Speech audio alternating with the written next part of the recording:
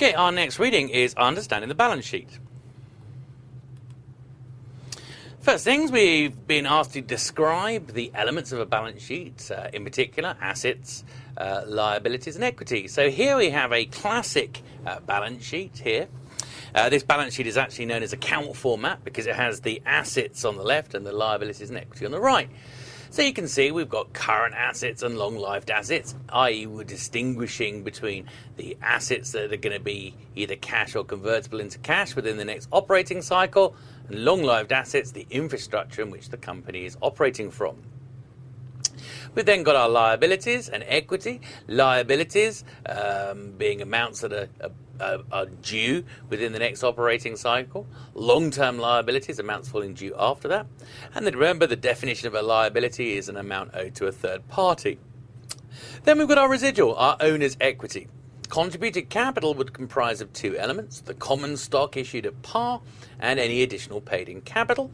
And then we've got our retained earnings there. Now remember, the retained earnings are a key here. They're the linkage between the income statement and the balance sheet.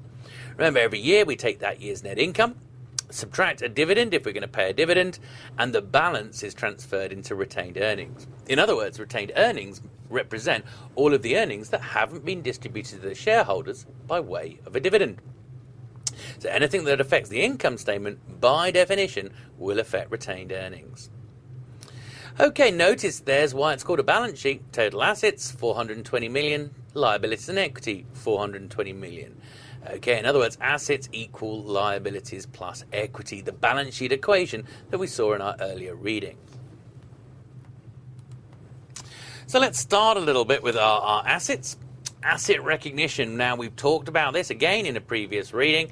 Here's our IFRS and US GAAP definitions. Probable future flow of economic benefit to the entity. Quick test. Is that IFRS or US GAAP?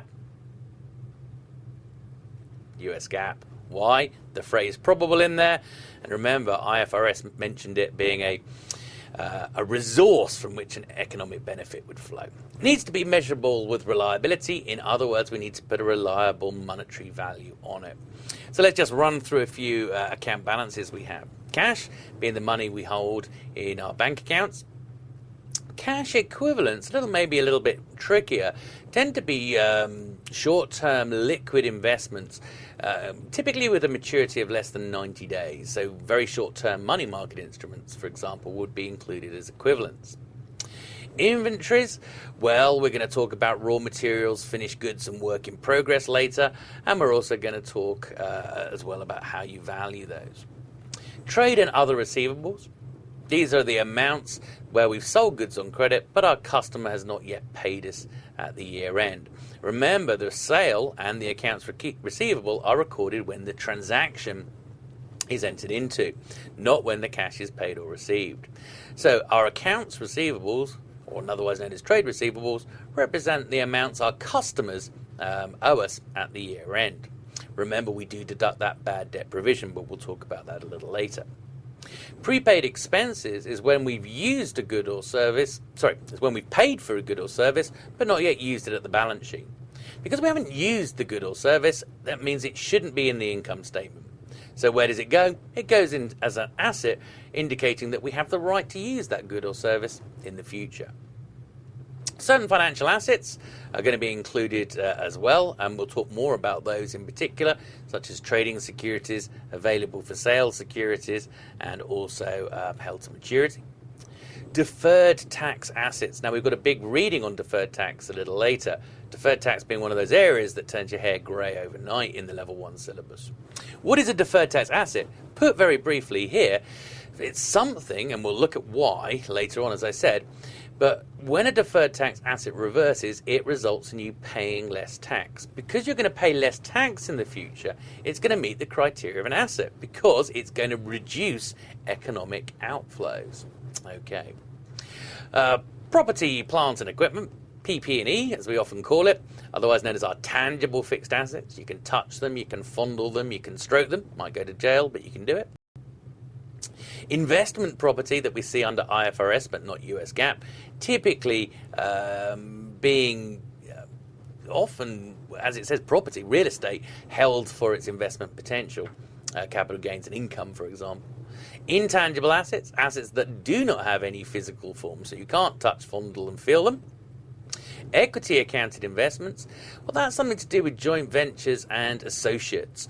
Now, associates are companies where we have an influence but not outright control, and we're going to look at the detailed accounting of this at level 2.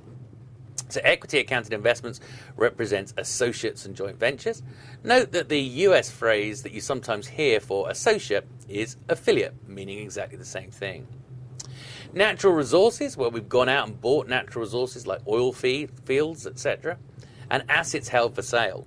Well, when we look at our PP&E, our investment property, our intangibles, we refer to these as assets held for use. We're going to continue to use these in order to run our business.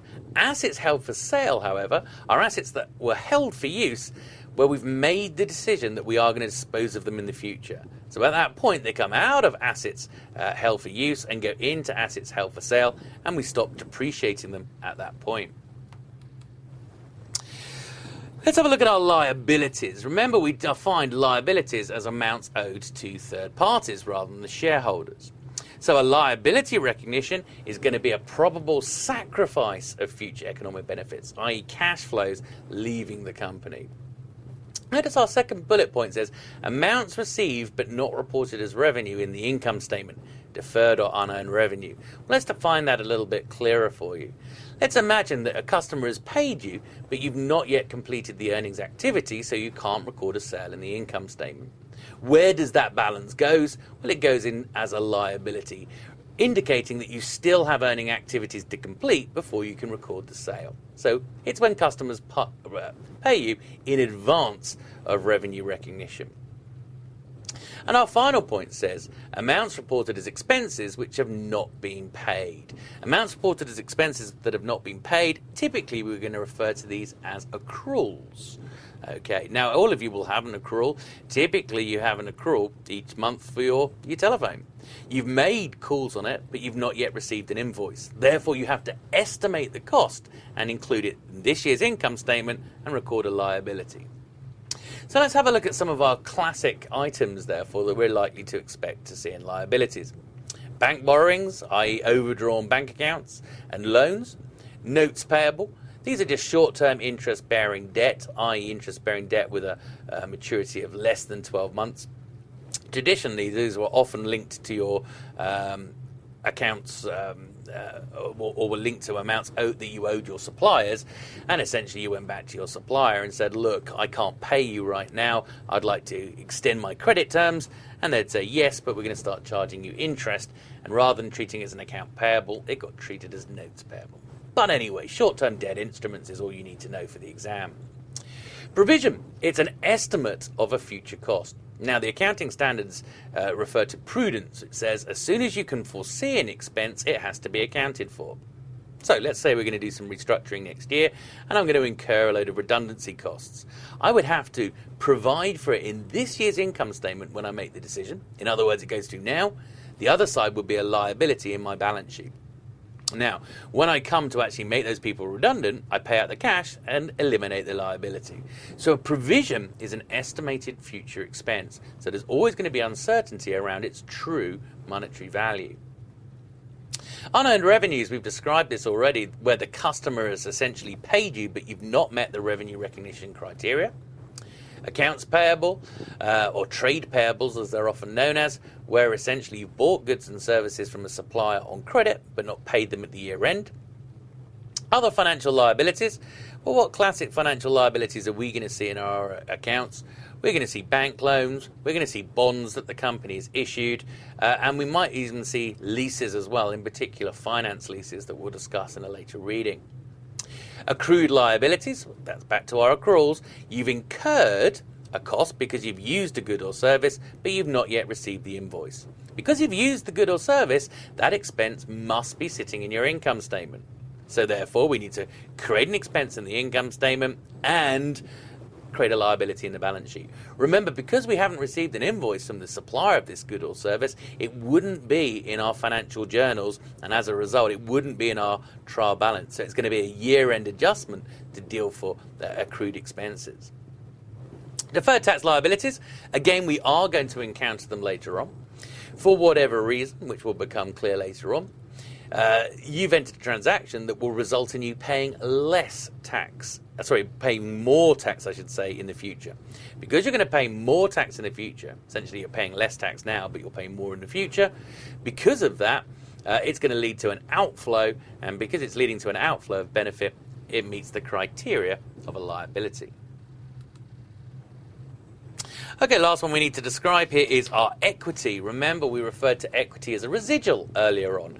In other words, take the assets, everything the company owns, everything the company is owed, subtract the liabilities, everything the company owes to third parties, and you're left with stockholders' equity. In other words, assets minus liabilities, known as either net assets or net worth, equals stockholders' equity, known as, of course, the carrying value of the company when you look at financial ratios in equity. Capital characteristics, equity is permanent. Yeah, it typically doesn't have a redemption date on it. Now, of course, I know that's not necessarily the case with certain preferred shares, preference shares or preferred stock as we like to call it, which could be redeemable, but that's unusual. No mandatory charge against the earnings. Again, your common stock, it's permanent and it doesn't have a mandatory charge against earnings. In other words, you're not entitled to a dividend. The dividend, if you like, is at the choice of the directors in terms of whether to pay one and also the size of it. What do the shareholders have up their sleeve if they don't like the dividend decisions being made by the board of directors? Well, ultimately, if enough shareholders dislike it, we could remove the directors in a meeting, a special meeting, and vote them out. Legal subordination to creditors, well, this is simply saying in a liquidation that it's the shareholders that get their cash back essentially last. So we pay off all of the liabilities, then the preferred stock, and then finally the common stock, providing there are sufficient assets to do so. Skip 2 slides there. Right, okay, describe the uses and limitations of balance sheet analysis. Well, the uses, we're going to look at liquidity. Liquidity, can we pay off liabilities as they fall due? And of course, classic liquidity ratios are the current ratio and the quit ratio. We're going to look at how solvent we are. Solvency tends to take a slightly more long-term view, and it's looking at things like debt to equity ratios and ability to make distributions to shareholders. So we'll look at things like dividend coverage ratios there. Limitations. Well, limitations of the balance sheet, of course, is how are the items actually recorded in the financial statements. We've got a real mix here of historic cost, being essentially purchase price, amortized cost. Now, what is amortized cost? We typically see it with certain debt instruments when we issue bonds or when we buy bonds and they're treated as held to maturity. The amortization refers to the discount or the premium. Now, let's say you've issued a bond and you've issued it below par value. So initially, it sits in your balance sheet below its par value, what you issued it for, and then slowly we're going to amortize that discount, which will increase the value of the liability so that at maturity, the bond is sitting at par in the balance sheet. And it's exactly the same treatment when you buy bonds and you treat them as held to maturity. Again, if you're a little confused by that, don't worry. At this stage, we're going to look at bond accounting in a lot of detail in a subsequent reading. Fair value. Now, what is fair value? Often it's deemed to be the value an asset could be exchanged for or a liability settled at in an arm's length transaction with a third party. So you can think about it as market value, of course, or alternatively, if we can't establish the market value, then it might be value in use, which is often the present value of the future cash flows that the asset or liability is expected to generate throughout its life and disposal. Fair values may change after the balance sheet date. Indeed, they may. Fair value, because it's driven by market forces of supply and demand, is essentially changing all the time. So we're just simply seeing, when we look at the balance sheet, the fair value frozen on that balance sheet date. Off-balance sheet assets and liabilities certainly used to be a really significant issue. These days we're tightening up. The classic off-balance sheet, both asset and liability, that we're going to encounter in CFA Level 1 is going to be the operating lease. You lease in an asset to use under an operating lease. You've got a commitment to make future rental payments, but we don't see a liability, even though you've got the commitment to make payments, and we don't see the asset, even though you're using it within your business. It does not appear as an asset or liability, and operating leases, therefore, are a classic form of off-balance sheet finance. So let's have a look at our formats. It says describe alternative formats, our LOS. Report format, pretty rare, but essentially you have assets, liabilities, and stockholders' equity all in one single column. Account format that we saw a little bit earlier when we looked at our balance sheet, assets on the left, liabilities and equity on the right. And of course, not only did we have an account format, but we had a classified balance sheet as well, where we grouped the accounts into subcategories: current versus non-current, financial versus non-financial, of course, very common. Just be a little bit aware that we might find liquidity-based presentation rather than the distinction of current versus non-current.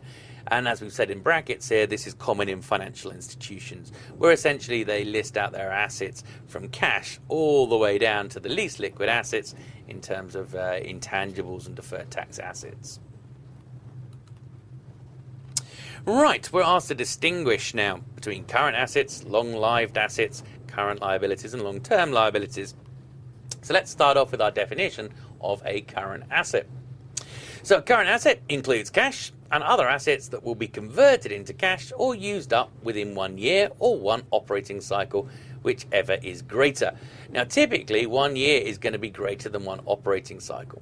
The operating cycle is the length of time between receiving raw materials, starting the production process, finishing the production process, and selling the goods.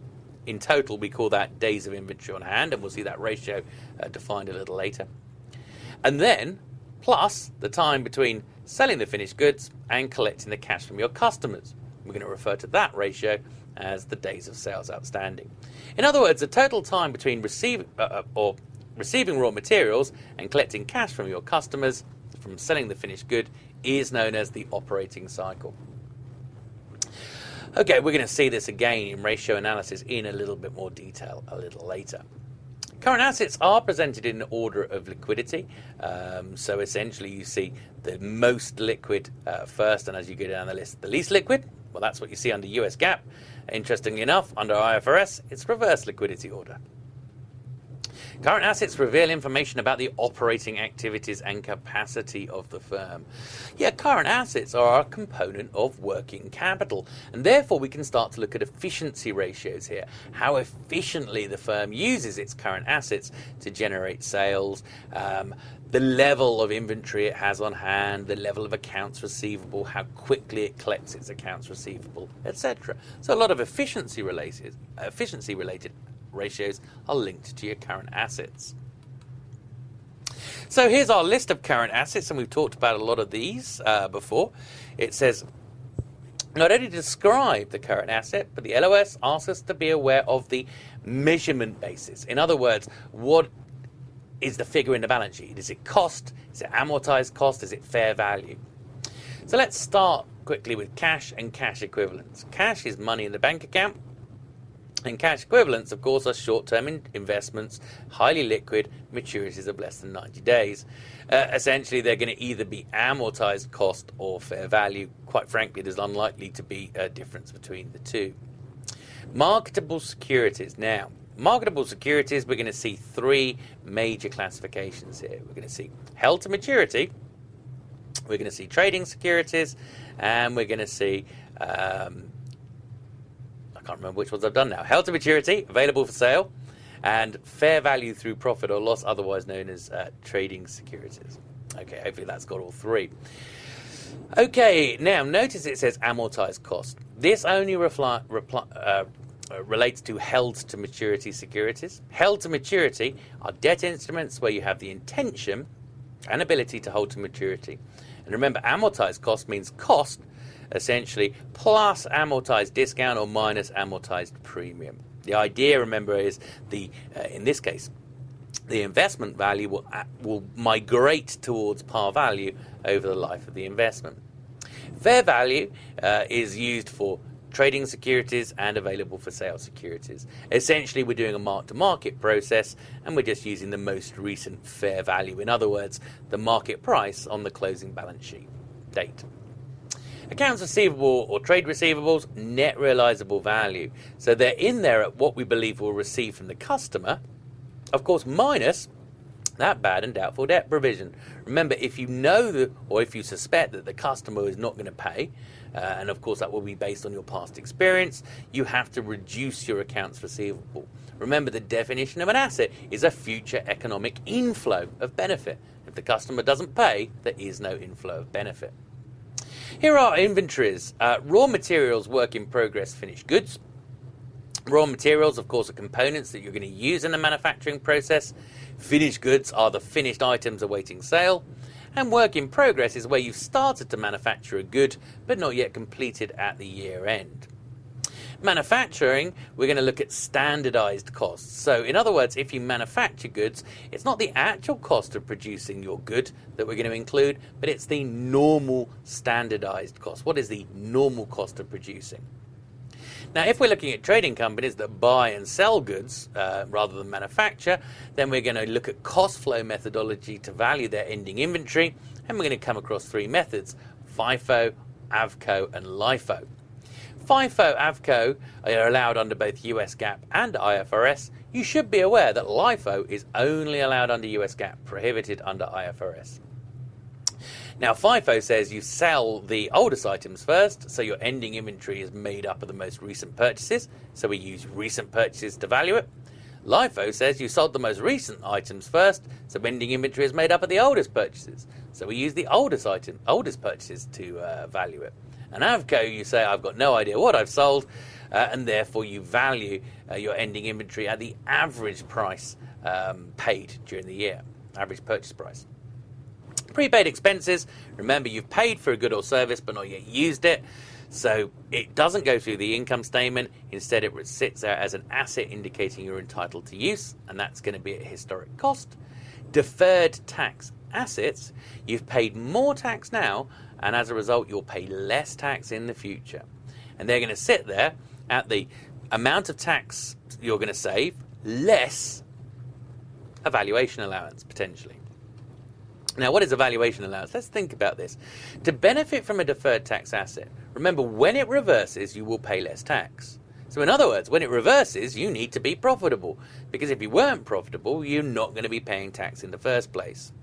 So if we suspect that the company has insufficient profits to benefit from its deferred tax assets, it's not going to be saving itself tax, and as a result having bigger cash flows in the future, and therefore their deferred tax asset wouldn't fully meet the criteria of an asset, so we reduce it by the valuation allowance, essentially the amount of the asset that we're going to lose because of insufficient future profits. Now, inventory as well, we should mention, is held at the lower of cost and net realizable value. Well, it is under IFRS. Under US GAAP, notice it's the lower of cost and market value. Now, cost, as we mentioned earlier, is the standard cost of producing your goods and services. Notice it's all of the costs of bringing your inventory to its current location and finished condition. Any costs incurred after the inventory is finished are irrelevant. So it's going to exclude any abnormal production costs, such as material wastage, any storage costs for your finished goods, any admin overheads, and any selling costs. It's only the cost of getting that inventory into its finished condition. So it's going to be at the lower of cost and net realizable value. What is net realizable value? Well, let's just think about finished goods for a second, because then we can ignore that second line, estimated cost of completion. Net realizable value for a finished good is the estimated selling price minus any estimated selling costs, i.e. what you think you're going to be able to sell it at, less any costs of completing the sale.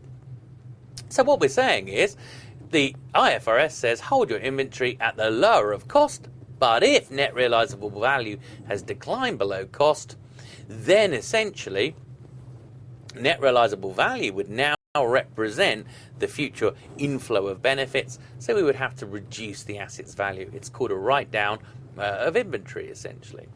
Now, US GAAP is going to be a little bit trickier. It's going to be the lower of cost of market value, and we're going to talk about that in more detail in a future reading. So we'll come back to these ideas on this slide. Non-current assets. These are essentially our infrastructure which we use to run the business. So these are assets held for continuing use within the business, not resale. Now let's just be a little bit careful here. It doesn't mean that we can't dispose of these assets. All it really means is the intention was that we were going to use them to run our business rather than dispose of them. So it doesn't mean you can't dispose, it just means that wasn't the purpose when you purchased the asset. So notice these are assets that are not consumed or disposed of in the current period, and therefore it's the infrastructure from which the company operates. It's buildings, it's machinery, it's cars, it's fixtures and fittings, that kind of stuff. Yes, of course, we're going to get information on the firm's investing activities. When we talk about investing activities, we're talking about the cash that the company spends on its PP&E, its intangibles, and equity and debt in other group companies, such as subsidiaries, associates, and joint ventures. Right, let's have a look at our accounting for long-term assets. So long-term assets convey benefits over time. This is the idea of capitalization, and it's using the accruals process. What we're going to do is store the cost into the balance sheet and then release that cost out of our balance sheet over time to match against revenues as the asset generates revenues. Remember what we talked about when we talked about accruals. We talked about the matching concept that says match costs against the revenues. So any cost you incur that will result in future higher earnings, in other words, it improves earnings, then we're forced to capitalize, store it in the balance sheet, and then release the cost to match against those higher future revenues. And of course, the mechanism that we tend to use to release the cost from the balance sheet to the income statement is depreciation for our tangible assets, and it's amortization for our intangibles. So let's have a look at some classifications. Tangible assets, so these are our land, buildings, equipment, and natural resources, so plant, property, and equipment, or property, plant, and equipment, and natural resources. Intangible assets, remember, these have no physical form, and we'll talk more in detail later on. Things like copyrights, patents, agreements, goodwill is the classic one, arising on acquisition of subsidiaries. Investment property we only see under IFRS, it's not under US GAAP, and these are essentially assets held for their income and capital appreciation potential. The classic one in there is real estate, essentially.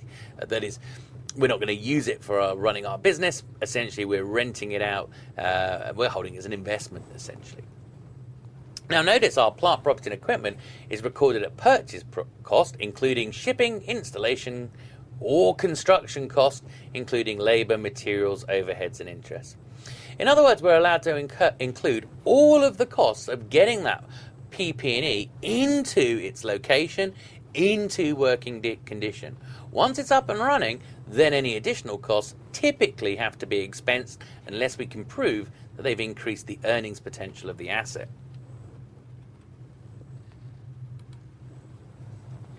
Let's talk about depreciation and depletion briefly. We've talked about it already, really. Tangible assets, remember, they're going to increase the earnings potential of the company, and in that situation we have to apply the matching concept.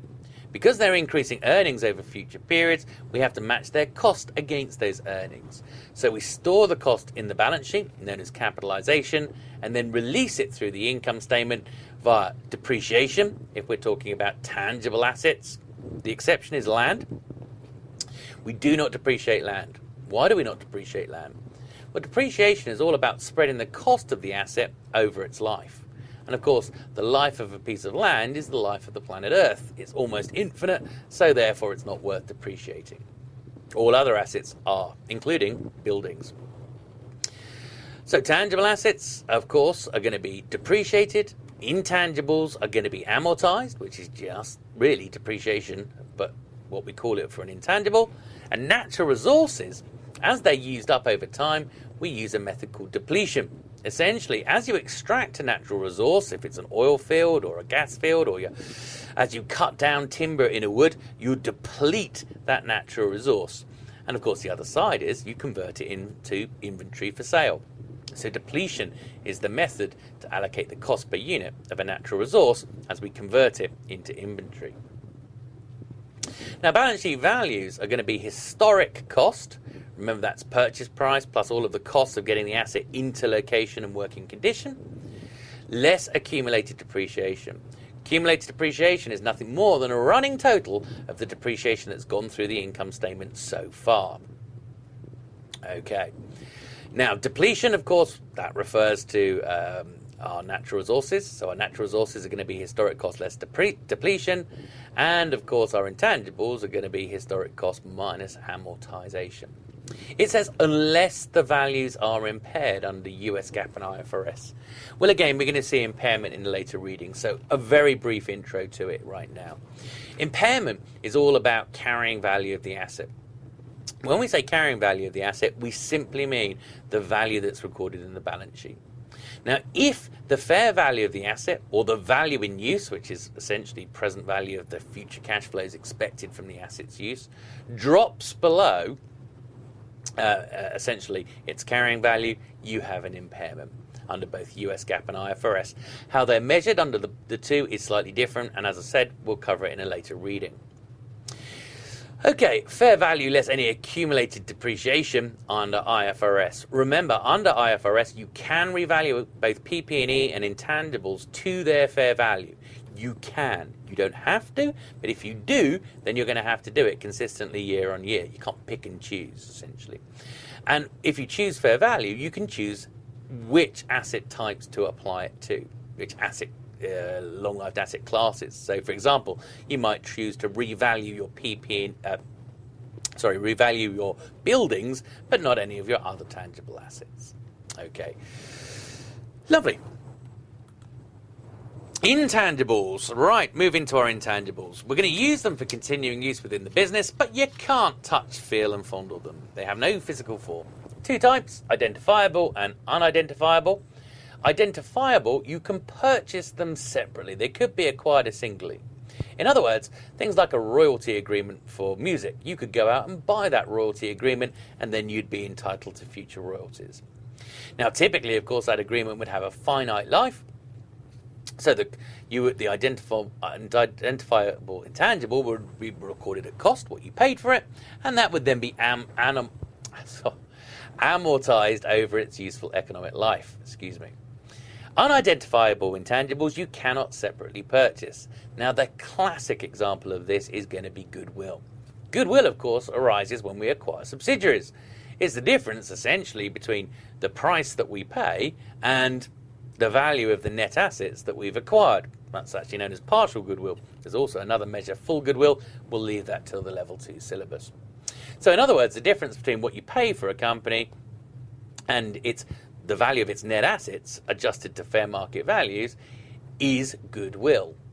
Now, of course, the accountants say it's what you're paying for everything that isn't in that company's balance sheet. It's relationships with suppliers, it's relationships with customers, the relationships with employees, brand names that aren't capitalized, internally generated brand names, and all of that kind of stuff. Of course, if you're a bit of a cynical analyst, you might argue that goodwill simply arises because companies pay too much for the companies they acquire. Now, key point is you can't buy the goodwill of a company separate from all of the other assets and liabilities. So it cannot be acquired singly. It's not amortized anymore because, again, it doesn't necessarily have a finite life. The idea is it can be sustained forever. Some people agree with this, some people don't, but that's the way the rules now say. But it must be subject to an annual impairment review. Again, impairment reviews we're going to cover a little bit later. And in fact, you'll see the impairment review for goodwill in the level 2 syllabus. So, intangibles may only be recognised, in other words, recorded in the balance sheet, if they can be measured reliably. What this essentially means is we can only include purchased intangible assets in most cases, i.e. when we've gone and bought them at an arm's length transaction, because we can put a dollar or a monetary value on them. What that often means, therefore, is internally generated intangibles we cannot include. Let's try and imagine a company wants to capitalize its own brand name and store it in the balance sheet. Well, if you've gone out and purchased that brand name, then we can put a monetary value on it, i.e. the price you paid for it in that arm's length transaction. If you've internally generated it via marketing over the years, problem is, what is the monetary value of that brand name? Now, companies in the past have actually attempted to include their own internally generated brand names as intangible assets, and the accounting standards authorities have immediately made them remove them again. So in other words, look, it's too much subjectivity about the monetary value. You can't do it. So our typical intangibles are going to be patents and copyrights, brand names and trademarks. Notice purchase patents and copyrights, purchase brand names and trademarks, purchase franchise and license costs. Direct response advertising. So here's some internally generated intangible that can be capitalized. Now, direct response advertising is a little bit of a tricky one. It's a bit of an oddity. Not all advertising. It's advertising that you can prove directly relates to increased sales. It's things like cold calling, for example, phoning up customers and trying to get them to buy. If you can prove there's been a direct link between this form of advertising and higher sales in the past, and you can prove that the market has not substantially changed, then you may capitalize and amortize. Goodwill, of course, arises on the acquisition of subsidiaries, as we mentioned earlier. It also arises when you acquire joint ventures and associates as well. But under equity accounting, you don't see it as a separate intangible asset. And computer software development costs. Again, this is a bit of an oddity. Typically, the rule here says any costs incurred in establishing its technical feasibility are expensed, but once feasibility has been established, any additional costs can be capitalized. So what is going to be expensed? Internally generated brand names, mastheads. What are mastheads? Kind of company logos and newspaper logos is why they get called mastheads. Publishing titles, customer lists. Anything internally generated, too subjective to put a monetary value on it. Startup costs and training costs. Now again, you might say, well, hang on a second, training costs. I train my employees, that improves their earnings potential. Surely I should be able to capitalize it and amortize over their remaining working life. Well, problem is, how do you put a monetary value on the added value that you've created from training? Administrative and general overheads, well, these are to do with the day-to-day running of the company, and therefore they have to go through the income statement. They don't lead to higher future earnings. My wages are a good example of that. Kaplan paying my wages does not lead to higher future earnings. Why? Because if they stopped paying me my wages, I wouldn't turn up. They're paying me for past service, essentially, not future service. Advertising and promotion typically has to be expensed, remember, with the exception of that direct response advertising. Relocation and reorganization costs, again, hard to prove that they lead to higher future earnings. Redundancy and termination costs, again, how does it lead to higher future earnings? And R&D, now this one's a little bit of a tricky one again. Research and development under US GAAP is always expensed. Both research in terms of pure research and development in terms of developing a product. Notice under IFRS, development of an expenditure may be capitalized. Research is still going to be expensed through the income statement, but development may be capitalized if it meets certain criteria that are all looking at its future earnings potential. They're looking at the product. Have you established a market? Can you complete the product? Is it feasible to complete the product? Do you have the resources? Have you established there are customers, etc.? Okay, now again, you don't need to know the criteria for capitalization of development expenditure under IFRS. Here's our goodwill. Again, just to give us a flavor of goodwill. Not too excited about it at level 1. Again, we're not going to do group accounting until we hit the level 2 syllabus. So here is our goodwill. This is actually known as partial goodwill that we're seeing here, and it's the difference between the price paid to acquire the other company's shares, less the fair market value, i.e., the balance sheet assets and liabilities adjusted to their fair market values. Subjectivity there, of course. Of the net assets acquired. Okay, now again, of course, if you didn't acquire 100% of the company, you'd take in 80% of the fair market value of its net assets if you acquired 80% of the shares. Now, the difference between acquisition price, what you paid, and the share of the net assets you've acquired is goodwill. It's deemed to be an intangible asset, and as we said, it no longer gets amortized, but it is subject to annual impairment reviews. Lots of analysts simply believe it's because you paid too much to acquire the company, in which case it won't lead to higher future earnings, and therefore they remove it as an asset. Remember, definition of an asset leads to future economic benefit inflows. So here's goodwill analysis. Impairment indicates that goodwill often results from overpayment. In other words, lots of companies that have goodwill also have impairments of goodwill, indicating that essentially that it results from overpayment rather than it is a genuine productive asset that leads to higher future earnings. As a result, lots of analysts like to remove goodwill. So they take goodwill out of the balance sheet assets. Again, you'd have to adjust stockholders' equity as well, otherwise the balance sheet wouldn't balance. They remove any goodwill impairments from the income statement. In other words, totally eliminate goodwill out of the accounts. Now, when we evaluate business acquisitions, we should consider what we paid for it, the assets we acquire, and its future earnings prospects. Right, let's have a look at some financial assets and liabilities. Stocks, of course, refers to equity, shares. Bonds, of course, are really IOU instruments where they're debt instruments, of course. Receivables are typically amounts that are owed to us by our customers. Notes receivable, short-term interest-bearing debt. Notes payable, short-term interest-bearing debt that the company has issued.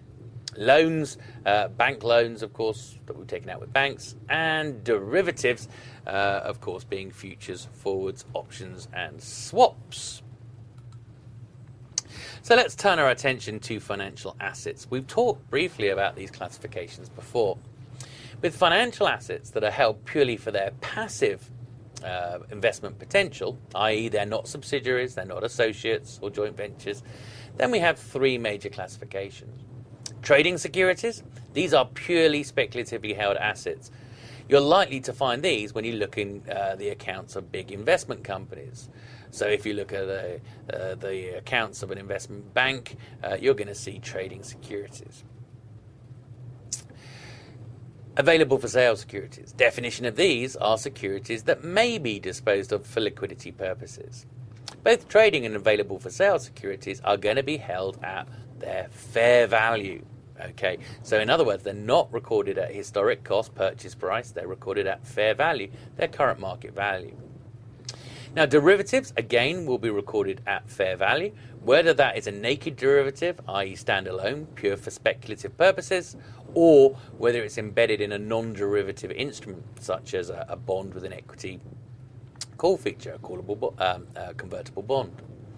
Notice as well, assets with fair value exposures hedged by derivatives will also be recorded at fair value.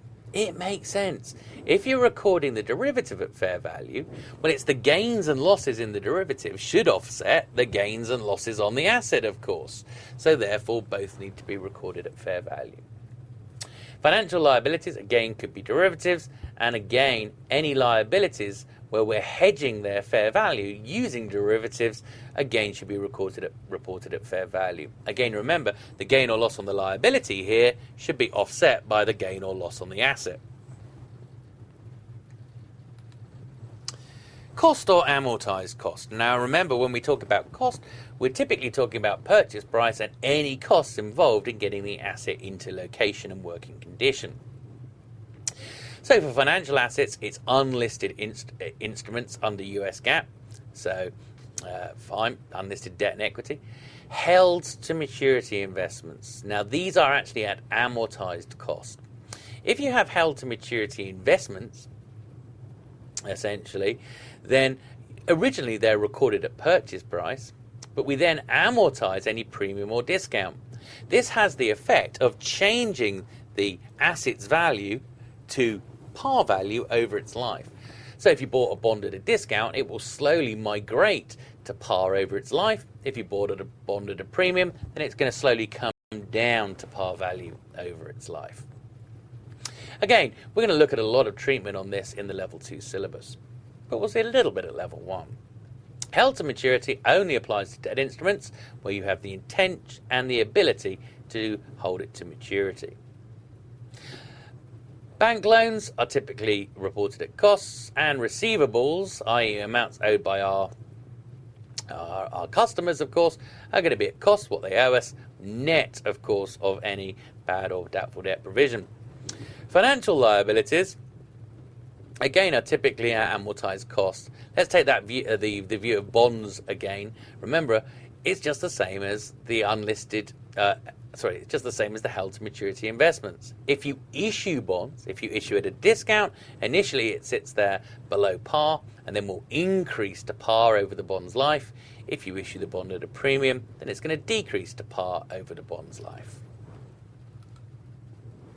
Right, so a little bit of our marketable securities in a tiny bit more detail that we need to be aware of here. Our 3 classifications and then an example. So here's our held to maturity. Remember, by definition, because it's got that phrase maturity in there, it only applies to debt securities.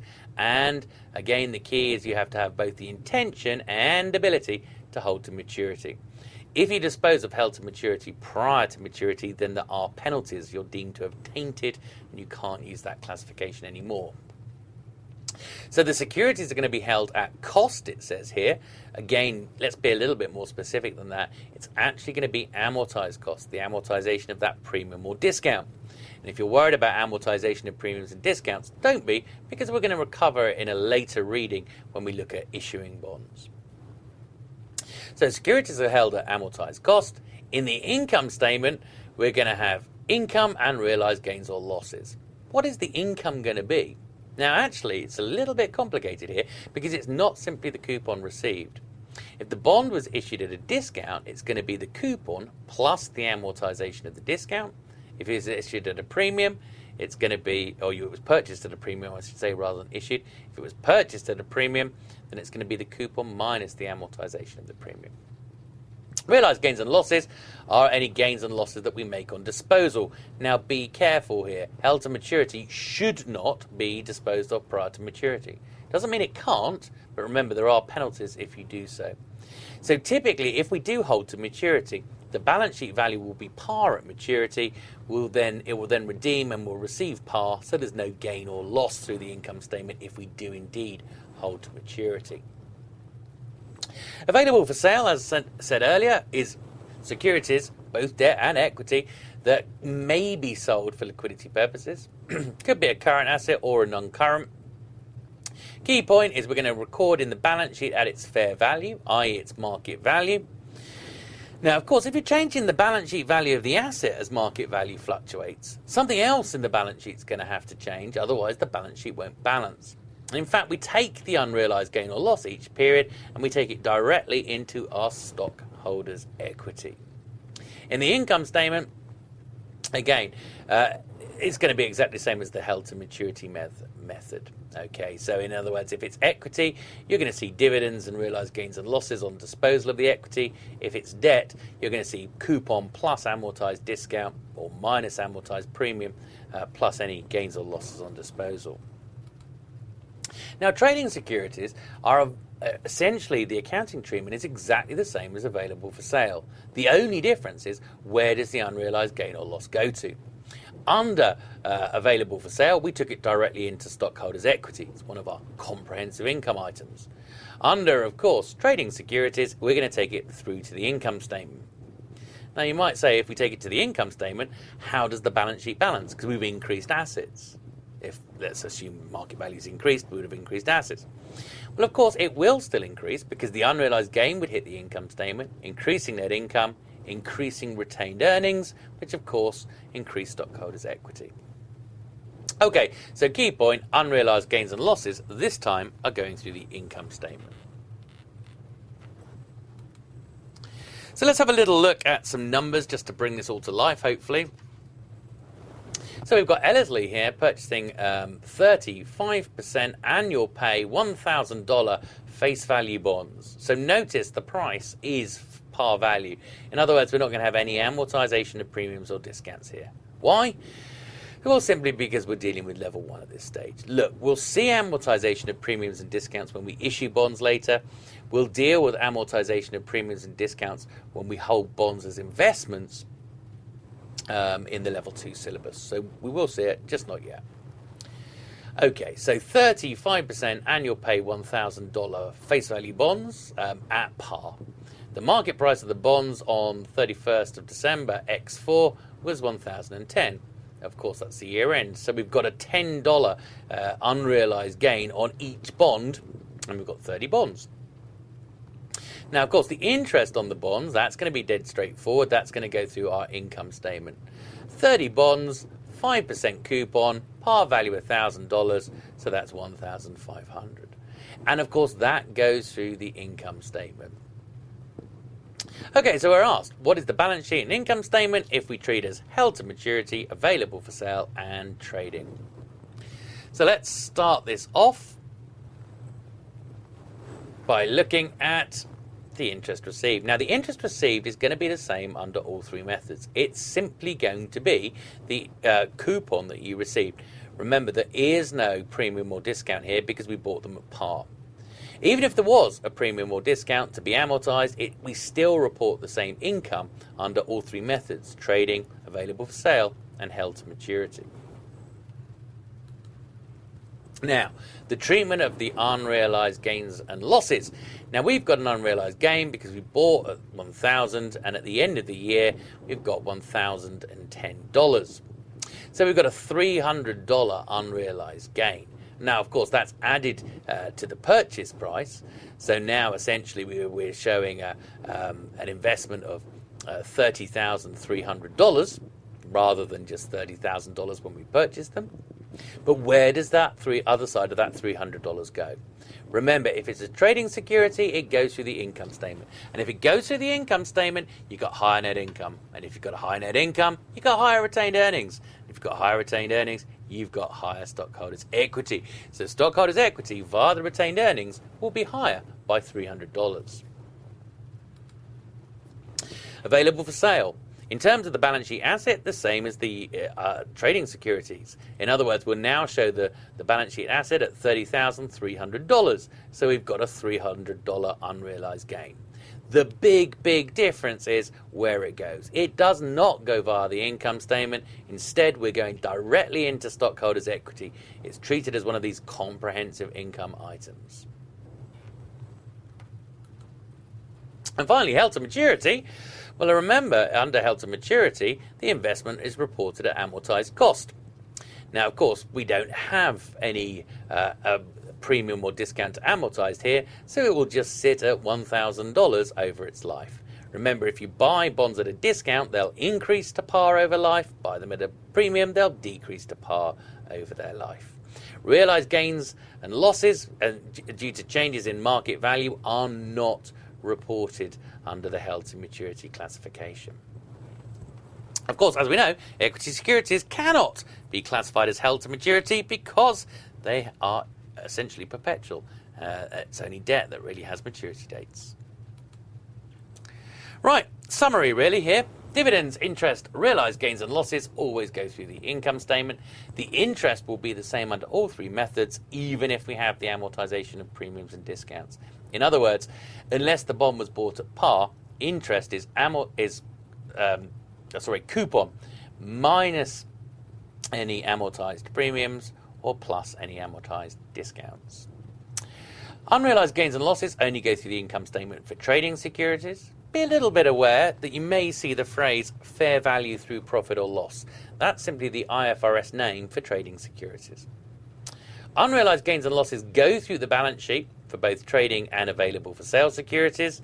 Of course, we know that they're reflected in assets at their market value, but the unrealized gain or loss on available for sale does not hit the income statement. Instead, it goes direct to stockholders' equity as one of our comprehensive income statement items.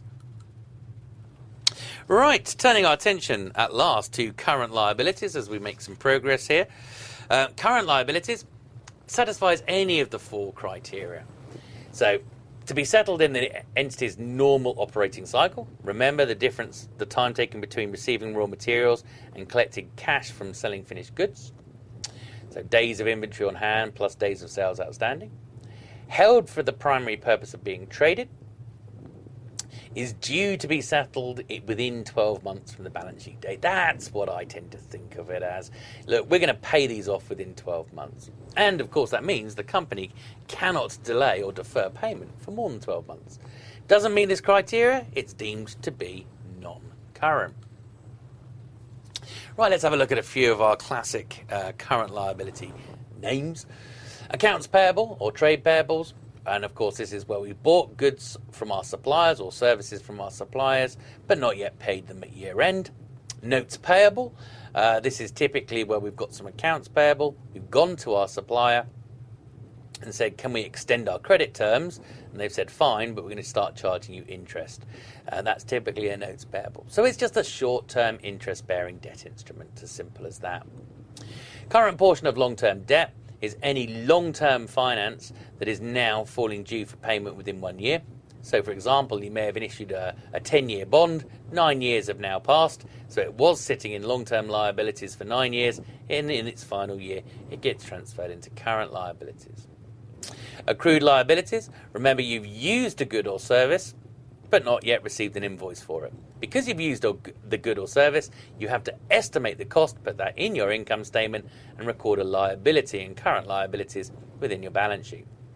And the final one, unearned revenue, where essentially a customer has paid you, but you've not yet met the revenue recognition criteria. So it can't go in as a sale, so instead it goes in as a liability. Once the revenue recognition criteria are finally satisfied, we eliminate the liability and report it as a sale in our income statement. Components of equity, describe, says our LOS, describe the components. So first of all, we have contributed capital by owners. Okay, so this is the common stock at par value. And we're going to show the issued, so what the company has actually issued out there at par value, and authorised, which is the total amount of shares that the company can issue without needing to increase its authorised share capital. Once you hit authorised share capital, once you issue equals authorised, in order to issue any future shares, the company would need to go back to its shareholders and get them to agree via a vote to increase the level of authorised share capital. Preferred stock, of course. Preferred stock that is irredeemable. If it is redeemable, i.e. has a fixed date, then it tends to get treated as a debt instrument because preferred stock has no votes. It has a fixed dividend, rather like a fixed coupon, as a percentage of par value. And of course, if it's redeemable, then it's got a fixed life as well. So redeemable preferred stock is nothing more than a debt instrument. Okay, legally it's equity, but it is a debt instrument in terms of all characteristics and how it behaves. So we only include preferred stock within stockholders' equity if it is irredeemable, i.e. it has an infinite life. Now I should actually mention as well, when we go back to that contributed capital by owners, we actually split out, and we can't see it on this slide, the par value of the stock issued and additional paid in capital, which is often known as a share premium account in Europe. So for example, imagine a company has a $1 par value and it issues a share for $3. Well, if it issues a share for $3, its cash goes up by $3, common stock goes up by $1, and additional paid in capital would go up by $2. So any amount over and above par at which the shares are issued goes into additional paid in capital, the share premium. Why do we care? Well, we don't really tell you at level 1 or in fact level 2, but there's more flexibility about what a company can do with its additional paid in capital in terms of doing things like scrip issues and stock splits. Treasury stock, as we mentioned earlier, this is when a company repurchases equity in itself, so it reduces stockholders' equity. Now, shares held as treasury stock when the company goes back and buys its shares, number one, often an indication that the company's shares are undervalued, because surely the company would only want to buy its shares if they believed they were undervalued, not overvalued. So it can be often seen as a positive signal to the market. But essentially, they go in there as a negative balance reducing stockholders' equity. You should be aware that whilst the shares are held as treasury stock, they lose their voting potential and they lose their dividend potential. But they can be reissued at a future date. Of course, it makes sense that they lose their voting potential. It'd be crazy that the company could vote on matters relating to the company. Non-controlling minority interests. These relate to acquisitions of subsidiaries, potentially, when you've acquired less than 100% of the voting share capital. So if you've got 80% of the voting share capital, then there's a minority kicking around. Now, when we produce the group consolidated accounts, they're produced on the basis of control rather than ownership. So you bring in 100% of the assets of the subsidiary, 100% of the liabilities of the subsidiary, and add them to your balance sheet. Now, hang on a second, you only owned 80% of the share capital.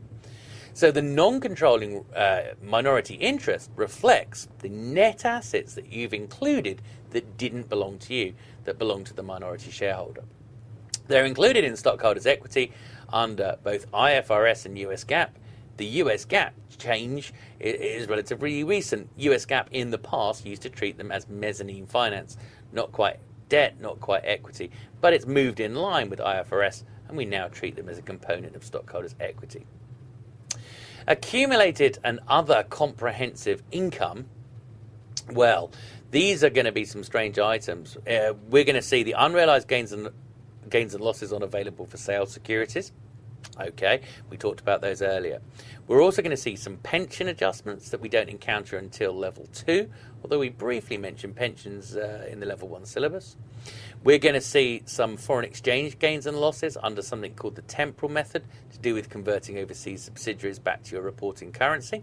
Again, we don't need to worry about that until level 2. And we also see some unrealized gains and losses as a result of derivatives used for hedging purposes. Again, not until we get to the level 2 syllabus. I should point out as well that under IFRS you get an extra component of comprehensive income, and remember you can revalue your plant, property and equipment and intangibles, and if you do, any unrealized gains and losses on them goes into comprehensive income. The only other item we need to mention is our retained earnings, our fourth bullet point there. Remember, the retained earnings are the linkage between the income statement and the balance sheet. Each year, you generate your income, net income, pay out a dividend or propose a dividend. Anything that's not paid out by way of a dividend is reinvested in the company and is added to retained earnings. And in fact, these retained earnings then can be used to pay out uncovered dividends in the future. Okay, we're asked to be able to analyse the statement of changes in stockholders' equity. And remember, look, basically it's simply a reconciliation of last year's stockholders' equity. So you can see in this particular slide, we're saying that last year's stockholder equity was 75,942, and to this year's balance sheet stockholders' equity, which we're saying is 75,120, and I should have worn my glasses, 128. Okay, and it's just splitting out why it's changed. So let's have a look at this particular company. Now notice you can see both issuance and repurchase of common stock. Notice the repurchase was bigger than the issuance in this particular case. We can see as well, when we look at retained earnings, that year's net income, 6,994, minus that year's dividend, 2,360. Remember, retained earnings goes up by net income and down by dividend proposed. And then you can see our comprehensive income items essentially here. So what have we got in our comprehensive income? You'll see the first item, the 40, is unrealized gain or loss, in this case, unrealized loss on available for sale securities. Then we've got unrealized loss on a cash flow hedge. Remember, derivatives held for hedging purposes. Again, you don't really need to know that until we get to level 2.